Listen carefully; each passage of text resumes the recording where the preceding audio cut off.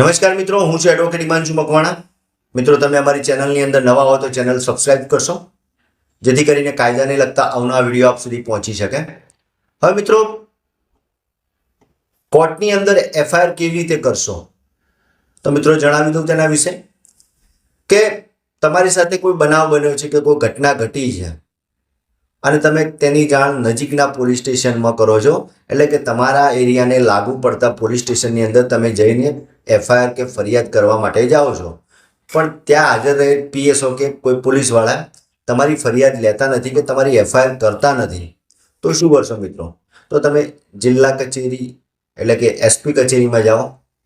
ત્યાં જઈ તમે એસપી સાહેબની સાથે તમારી સાથે જે બનાવ બને છે, તમારી સાથે જે ઘટના ઘટેલ છે તેની વિગતવાર ચર્ચા કરો। તેમ છતાં પણ એસપી સાહેબ તમારી એફઆઈઆર કરતા નથી કે તમારી ફરિયાદ લેતા નથી, તો મિત્રો તમે એક સારા એડવોકેટને મળો।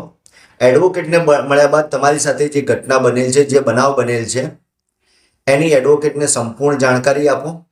કેમ કે મિત્રો, એડવોકેટને તમે પૂરી જાણકારી આપશો તો જ એ તમારી સાથે તમારા કેસની અંદર સારી રીતે તમારી એફઆઈઆર કરાવી શકે। એટલે તમે એડવોકેટને સંપૂર્ણ જાણકારી આપ્યા બાદ એડવોકેટ થ્રુ તમે સીઆરપીસીની કલમ 156(3) પ્રમાણે કોર્ટની અંદર એફઆઈઆર કરાવી શકો છો। મિત્રો, વિડીયો ગમ્યો તો લાઈક કરજો, શેર કરજો, કોમેન્ટ કરજો।